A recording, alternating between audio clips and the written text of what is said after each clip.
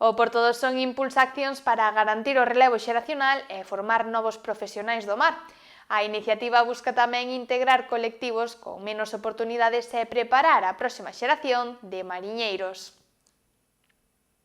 O sector marítimo, na actualidade, non atravesa un bo momento en termos de persoal. Para garantir o futuro da pesca, dende o municipio de Porto do Son intentan afrontar os retos importantes que se poñen por diante mediante cambios revolucionarios. As cofradías estamos pasando por un mal momento, é o mismo mal momento que pasa a pesca.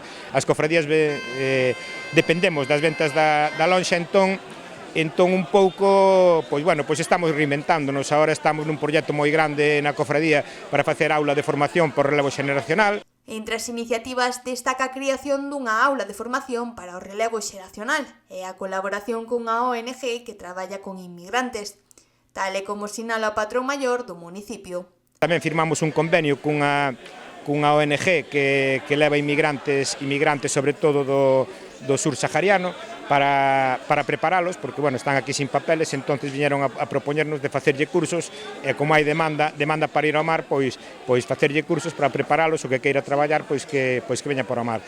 Dende o sector apuntan tamén a importancia de implicar aos máis novos. Que cada vez hai menos xente que queira ir ao mar, o sea, estamos tamén con relevo xeracional para animar a xente xoven para que vaya, con cursos, con jornadas, e pois estamos aí para animalos, e o mar ten futuro, sabes, dicirlle que o mar ten futuro, se se coida que ten futuro. Respecto ás instalacións portuarias, destaca que o porto está ben organizado, aínda que hai problemas de saturación cando chega o peixe do cerco.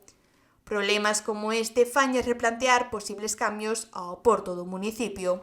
Nun futuro temos que pensar en darlle unha reforma ao puerto, incluso a mellor facer un puerto para esos barcos grandes se queremos medrar, porque son un puerto estratégico, porque son os barcos salen do mar e están pescando, non teñen puntas como en outros puertos.